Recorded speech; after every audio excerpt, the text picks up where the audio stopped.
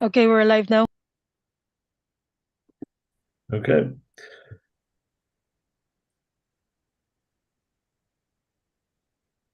Good afternoon, everyone. Welcome to this week's Mashreq Sustainability Dialogues webinar, where we take a deeper dive into this massive push towards sustainability. Of course, during the COP28 conference that's ongoing with a lot of updates that are occurring, trying to uncover some insights and intelligence to help our stakeholders navigate the road ahead. We're lucky to be joined here today with our host from Mashreq, Radu Topiklianu, who's the Executive Vice President and Head of Neo and Personal Banking at Mashreq. And of course, our special guest speakers, Carl Madman, who is the Vice President of Inclusive Impact and Sustainability, Central and Eastern Europe, Middle East, and Africa at Visa, and Samira Fernandez, who is the Director of Corporate Affairs and Sustainability at Century Financial. We're tackling a very critical topic today, which of course has a lot of moving elements, which is comprehensive financial education. What initiatives are necessary to promote financial literacy and create a more sustainable and equitable future? Radu, I just wanted to first kick off with you as host to get your opening comments on the overall critical question that we're tackling and kind of what the pathway ahead is. Yeah, thank you for welcoming me, and I would like to welcome all our guests here today. It's a pleasure to discuss about this topic, a topic which is very dear to Mashreq and to me personally. I have a daughter; she's 14, so financial education is very important for me, very on a very personal level. And I think it's a topic which is very relevant, especially these days. I've been also in one of the panels in COP28, and this was one of the topics to discuss about how we are making sure that young generation is educated and they understand how to be financially responsible. And it's a topic on which there is a lot of conversation which is happening. There is a lot of conversation which is facilitated by various parties, Mashreq being one of them. And I'm really looking forward for the conversation today. Thank you, Radu. Samira, I just wanted to kick off with you as well for your opening comments on the overall question. It's a big concept. It's a big question. What are your thoughts, of course, absorbing what's been happening at COP28? And what do you think is the pathway forward? Thanks, Brian. First of all, I think, when the COP presidency spoke about being an action COP, we can see the Mashreq sustainability dialogues also taking it into action. And that is a beautiful synergy that we can see today, to see that it's not just dialogue, but it is also about actionable results. And we can see statements being made, realistic purposes, being put into practice, exchange of dialogue to show what works in one place may or may not work in the other. So I think with that spirit in mind, we're here to take it forward.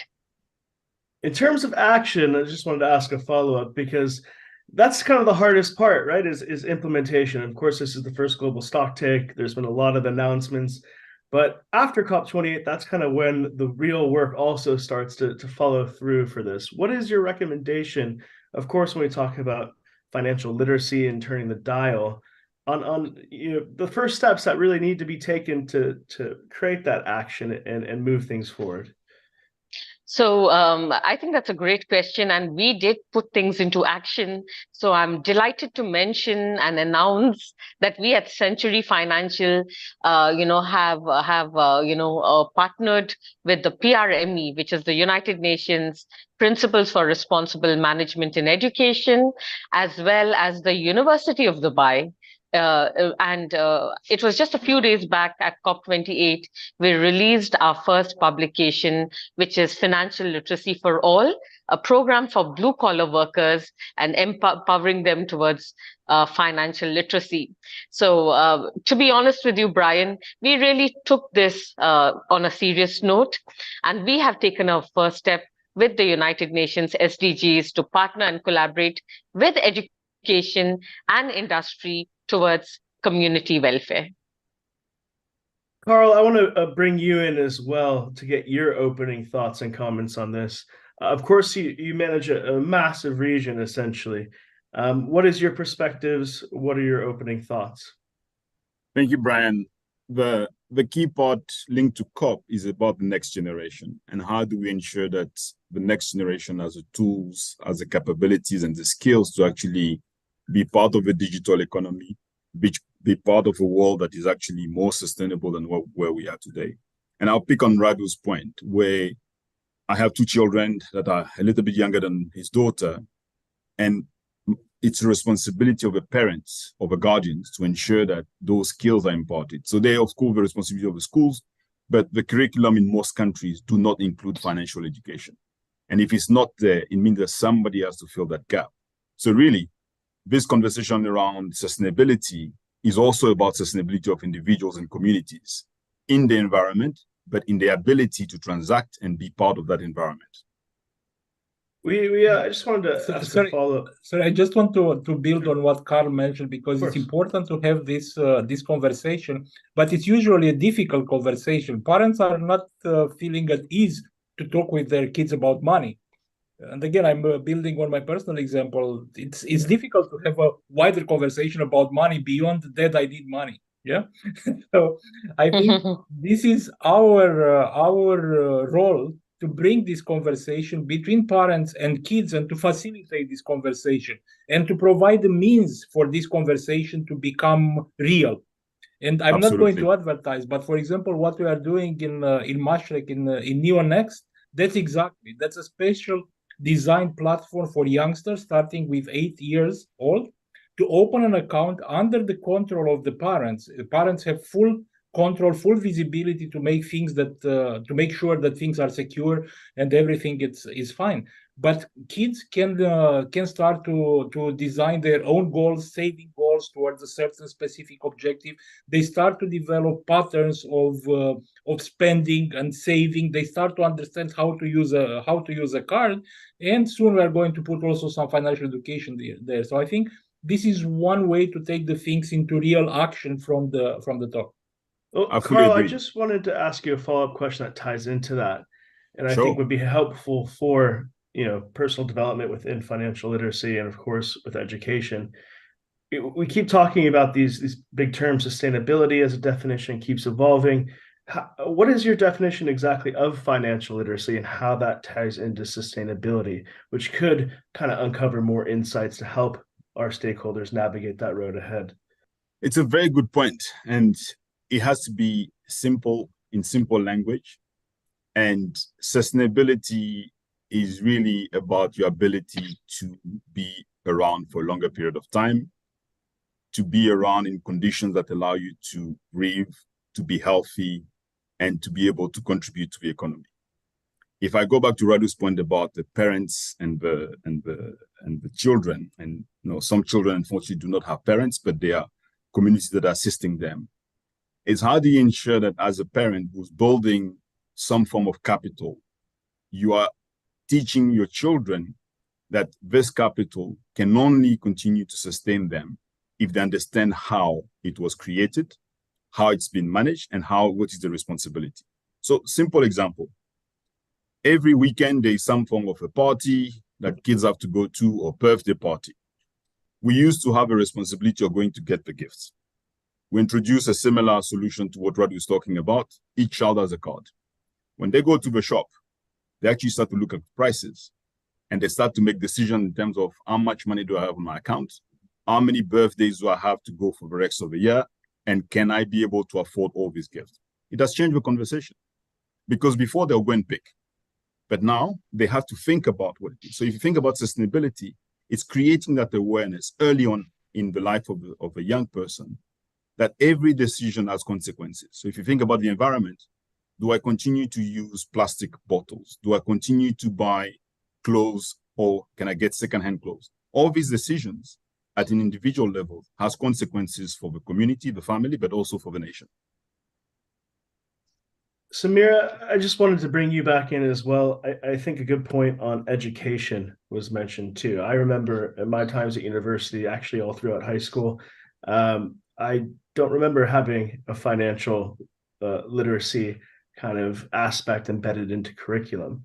From your perspective, Samira, how do you think that we can work closer together with academia as industry in order to help build out that program and embed it within the culture of education? What do you think some specific recommendations would be best to implement moving forward in order to do so?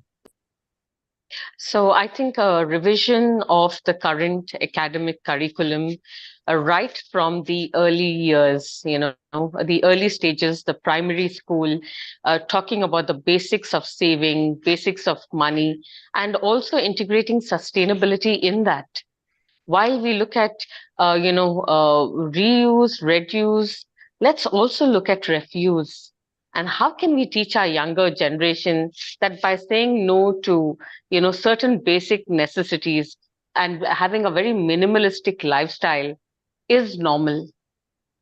In this part of the Middle East, where we are, so used to a very luxurious, highly privileged way of life, let's look at developing, underdeveloping countries where even water right now is still, in a dire shortage.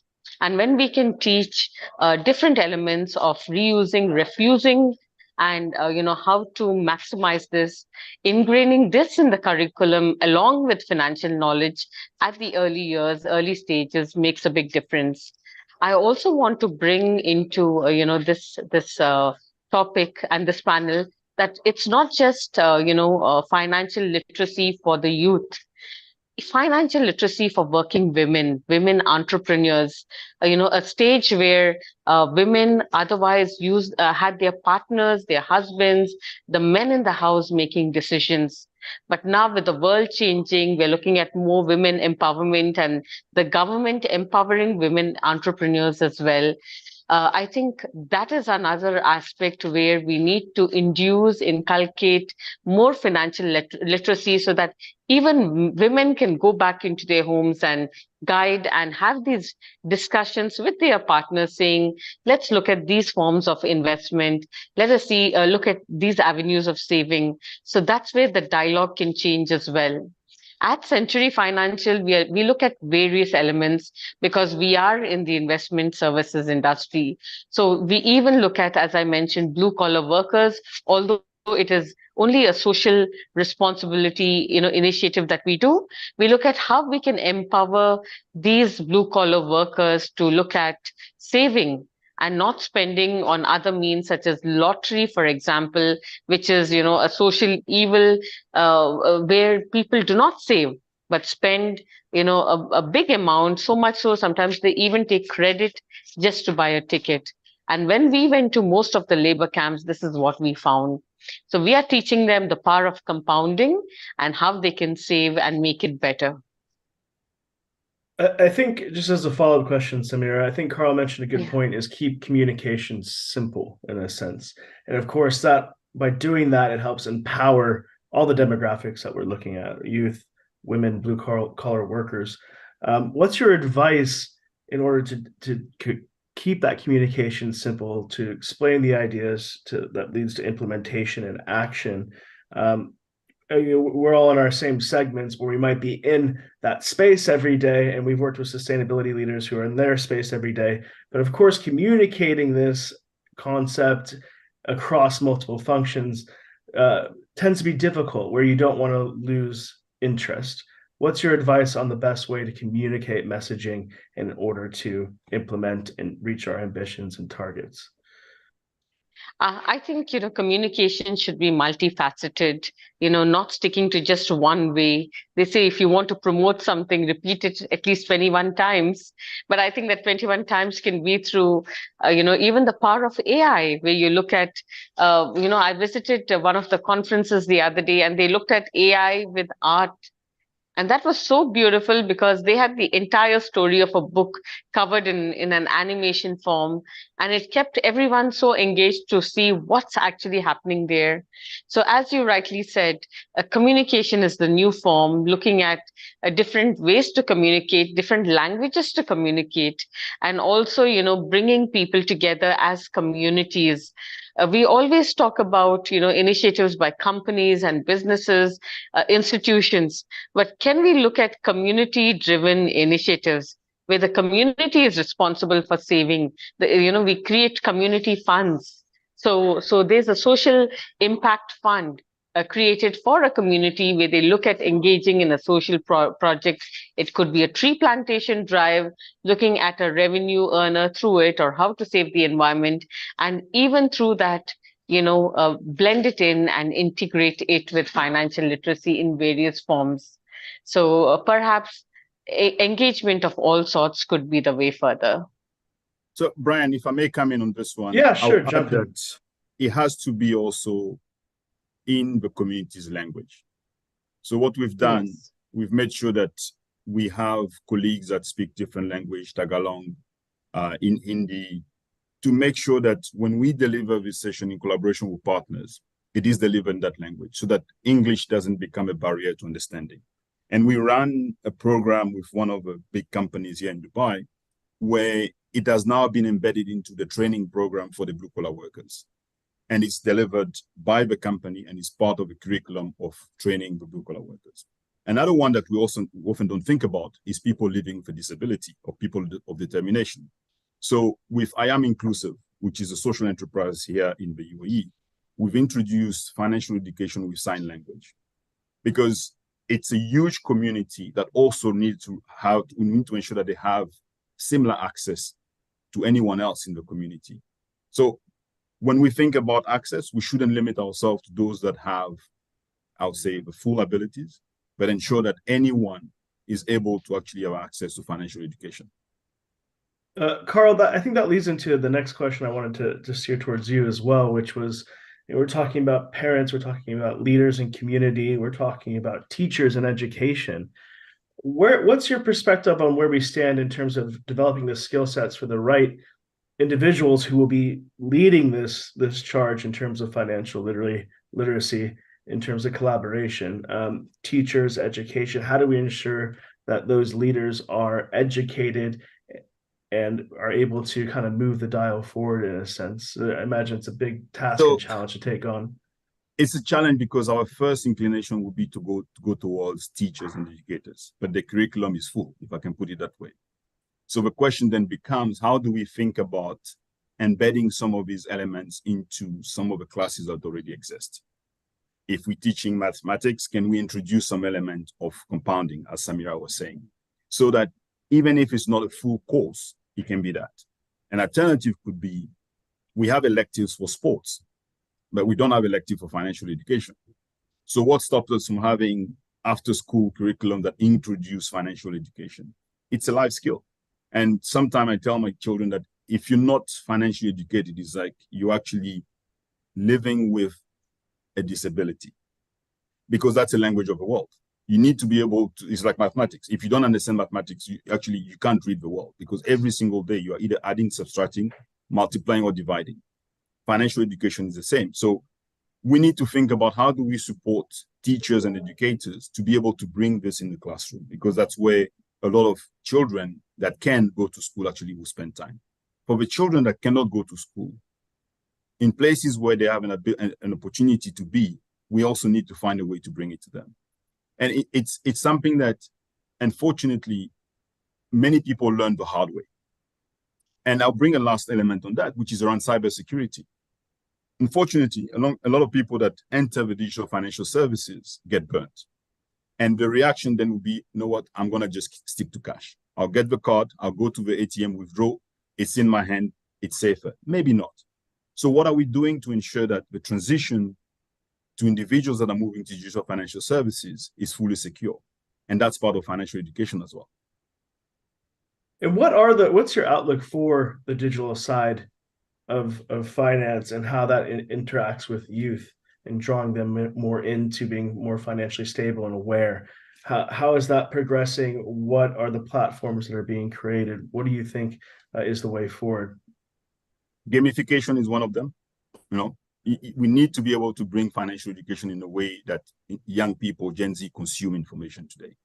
So it has to be, people speak about influencer, for example. Maybe it's an influencer that picks up something. If you go, for example, on some of the platforms on TikToks, in Pakistan, for example, financial education is a big thing. So there are actually a lot of influencers that are creating content to educate young people. What we often don't do is that we're thinking about education in a very classic way. It has to be in the classroom. or it has to be from a teacher or a parent. But, I have at home 2 very young individuals that actually sometimes teach me things because they have seen it somewhere else, and I'm not able to actually. And that's keeping that ability to say, where do we find young people today? And how do we create content that is relevant to what we actually would like them to know?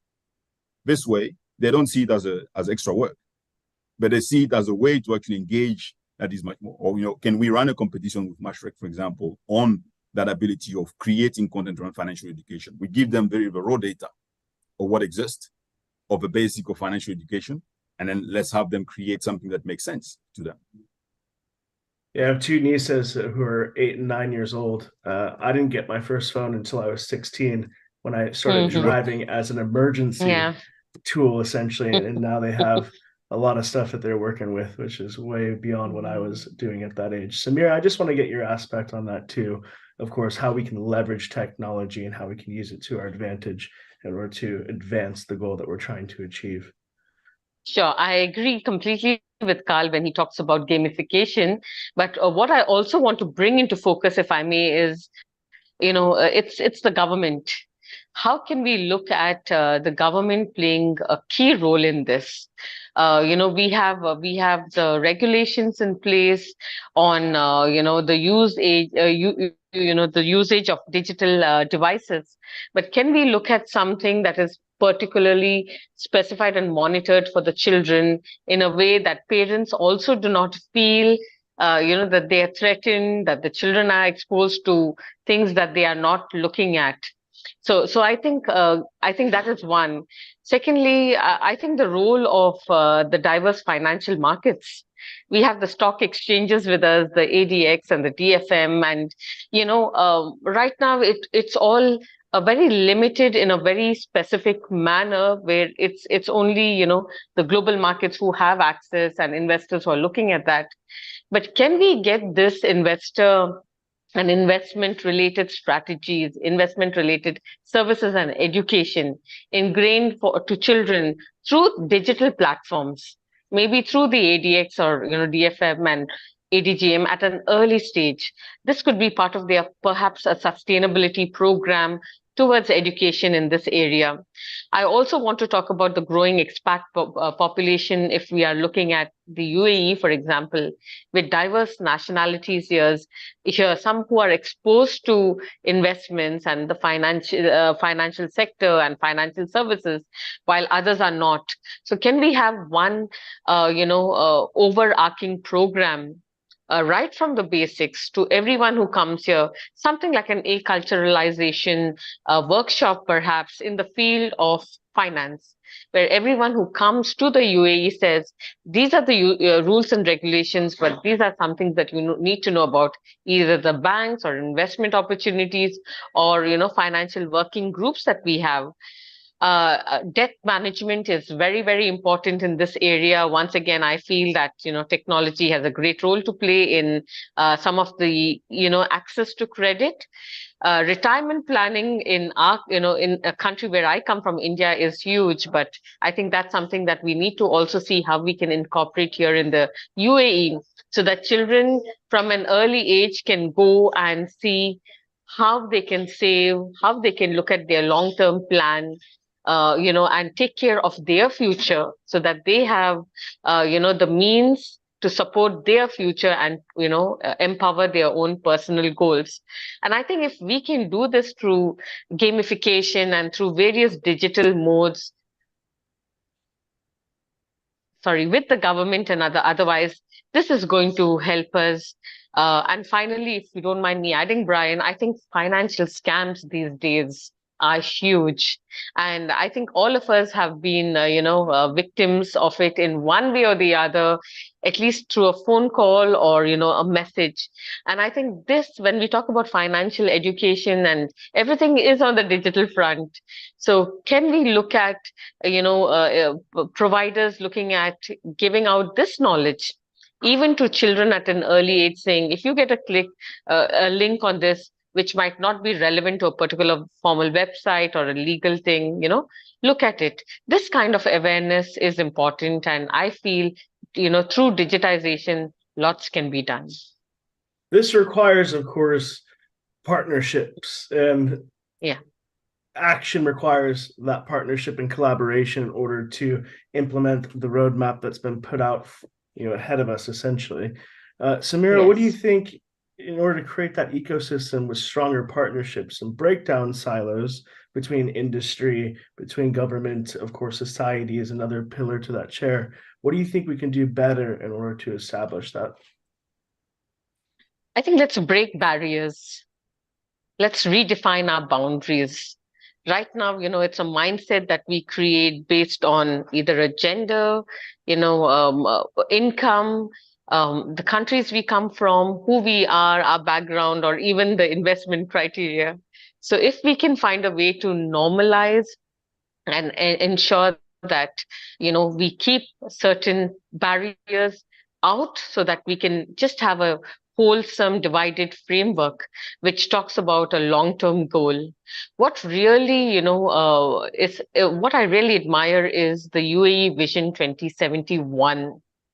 And that's what I was telling my children who are 16 and 18. And I was saying, if the UAE government can plan something which is so long term and ensures that it implements it by bringing the best thought leaders, and knowledge management to the UAE, how much more can we do to create a more inclusive society? So I think with that, it's also important to understand some of the habits and behaviors that we have. Let's look at our saving habits, for example. Is there a mechanism that we can put in place, create to the world, to the population out there, saying that let us, spend on this, but a percentage of our savings should go for savings in some or the other form. Now, this is something we don't just need to educate our children with. Surprisingly, it is us as well, starting with myself, to have that system in place saying you spend on this, spend on the basics, but 20%, 15% will be put into saving. And these are the credible schemes that are provided. And finally, I think a diversification of your investment portfolio, I feel, is really important. Let's not put all our eggs in one basket. Let's move them all. And I think if we can keep these basic challenges in place, these are some of my few recommendations that I feel would help us level up, step up, and take financial literacy to a new level. Carl, I just wanted to bring you in on that too, in terms of partnerships and diving a bit deeper. What are the components that make up an effective partnership across these silos? Of course, you have the private sector, you have some competitive collaboration, you have the government, society. There's a lot of elements, education.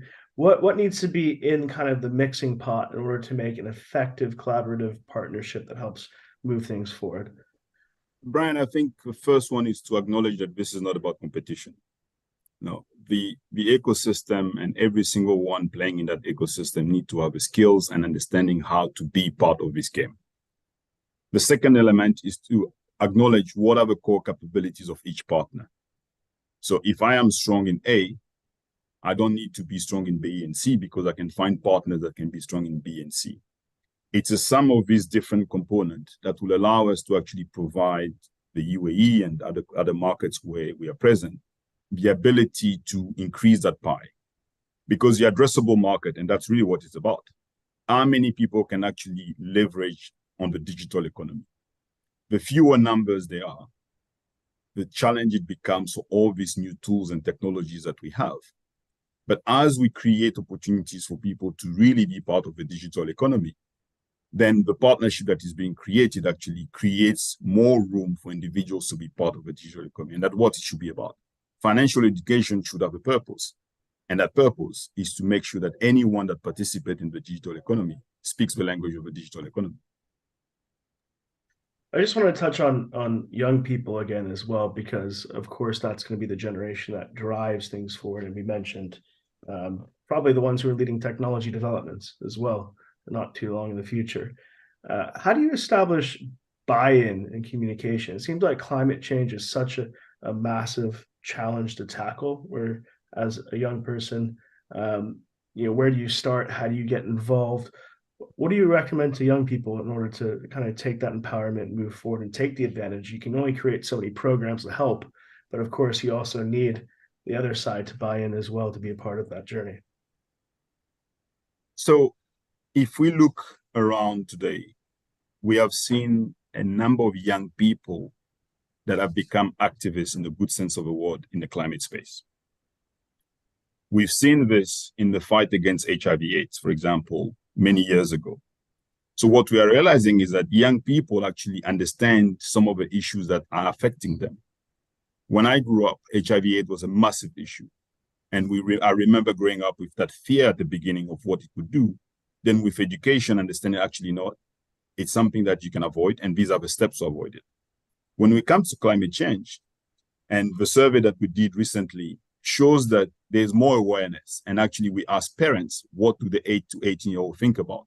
And they realize that actually the younger generation is much more aware, because actually this is an existential threat for them.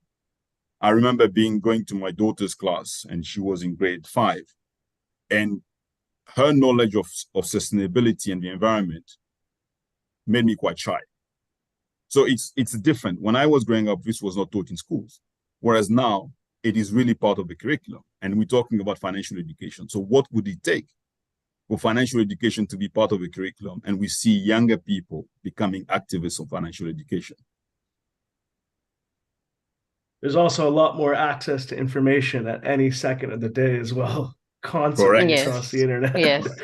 Where I think I remember AOL 2.0 coming out, where if you're lucky to have a phone line, you can connect every now and then. It seems that 30 minutes goes by pretty quickly. I just wanted to start wrapping up in terms of closing comments. Samira, to start off with you. COP28, what are you hoping for the outcomes? I think we're just coming to the end of week 1. What are your expectations and what you're looking for to come out of this massive engagement? I think it's been an interesting discussion that we've just had. And I think what I feel is reverse mentoring is the way of the future. I think we are no more experts in our field. We have to learn from the youth, the younger generation. I think the Gen Zs, the millennials, the Alpha A's, they seem to be more responsible. They seem to be more, ethically, sustainably conscious. They don't really require us to tell them. In fact, the other day when I met someone, and one of my friend had a conversation with her daughter, and she was trying to advise her. The daughter told the mother, "Mama, just leave us alone. You don't need to tell us. Your generation has messed up the planet enough, and let us find a way to now restore it back."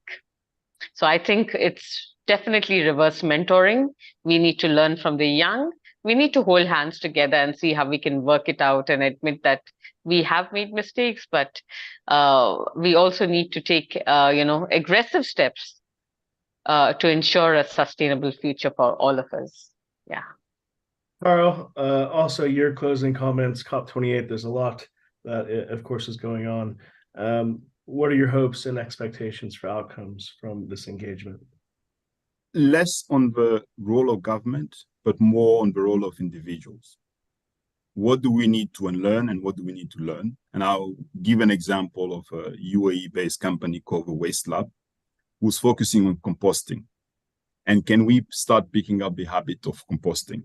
And what would be the implication for food security if we do that small step in every home in the UAE, for example? So really, it's about behavior change. Of course, personal development, starts with the person, right? Correct. Yeah. And Radu, I just want to leave it with you, of course, our host for today, for your final closing comments to wrap up the session. Yeah. First of all, I'd like to thank you all for attending. It was a very interesting conversation, and I'm extremely glad, representing Mashreq, to see that many of the themes which have been touched upon, or the things that have been mentioned by both Samira and Carl, actually resonate with Mashreq and exist in our day-to-day actions. For example, Samira, you were speaking about inclusion, and inclusion not only at the child level, but at the country level. And this is one of the things that Mashreq is really fond of, and we are launching financial inclusion proposition in Pakistan and Egypt as an example. You also spoke about diversification and educating the people how to use their budget. And this is, again, something that you are promoting, like the famous 50-30-20 rule, how to spend 50% of your money, exactly. 30% and 20%. And on the saving part, we are also coming with specific offers to help people start to invest. Because when you're talking about investment, it's a general misconception. You need to have a lot of money to invest. But it's not true. You can start investing on our platform with $100. And you can even select the theme on which you are fond. It might be environment, it might be technology, whatever. We are having thematic investment. And even more than this, you can create an investment habit. Yeah, you can save each and every month, for example, $100 in an investment fund which is addressing technology, for example. So again, a lot of the things which I appreciate as concepts exist in our real life. And then going to Carl, I really loved when you're talking about partnership and technology and gamification. And one very good example, we are having a partnership with Analytica, and we are giving you an estimation of your carbon footprint. Yeah, it's not a perfect calculation, but it's an estimation, and it's an estimation which triggers a conversation. You know, I'm one of the first user of this, and I saw, for example, last month that one of my biggest footprint generator was the bill for my daughter's school. And initially I said, look, this is something wrong here. It cannot be. But then I realized it might be, because in the end, the school is using a lot of resources and a lot of things to educate our lucky kids. And last but not least, keeping the conversation going, Carl. I think this is very, very important, and keeping the conversation going around financials and going around environment. And this would be the last reference I will make to Mashreq. We just launched our cards, which are done by reusable materials. But not only this, the cards are having a new theme, which is related to the endangered species in UAE. So if you are looking at our cards for various segments, you are going to see some example of animals, of plants which are threatened. And we are helping the conversation going around simply by the design that you are using for our card. So I think both Samira and Carl, you came with great insights. I'm happy that we've been the host. I'm happy to see that many of the concepts that you are mentioning are alive in Mashreq, and I would definitely love to continue the conversation offline with both of you to see how we can partner for the future. And last comment about COP 2028. As I mentioned, I've been there in a panel. I took my daughter to join me and to have a feeling, and I had the revelation, you know, because she's young and all the people in there are young, but the depth on which they are touched by these subjects and how passionate they are about it, it's exactly what you are saying, Samira. It's a reverse learning that we have to do. So it was a pleasure to host you guys. Likewise, Radu, and thanks for sharing insights. It's great to see we are all in sync. Beautiful. Just to echo Radu, of course, thank you, Carl. Thank you, Samira, for your great insights and intelligence being shared today. We appreciate your time. And of course, Radu, for hosting this session. And of course, those who have joined us across LinkedIn, YouTube, X, and here on Zoom, thank you for your time as well. Please feel free to follow our special guest speakers on social media to keep up with the progress that's being made. And of course, what the way forward is, the pathway forward. And of course, on Mashreq, where we will be posting content harvested from this session, of course, to share throughout everyone's network. But thank you very much, everyone, for your time. We appreciate it. We look forward to having you back on the series down the line in the future. And thank you, Brian, for moderating. It was great. Yeah, it was beautiful. Lovely. Yeah, very engaging. Thank you for this. Cheers, everyone. Have a great rest of your day and a great rest of COP28 too, as well. Thank you. Thank you. See Bye-bye.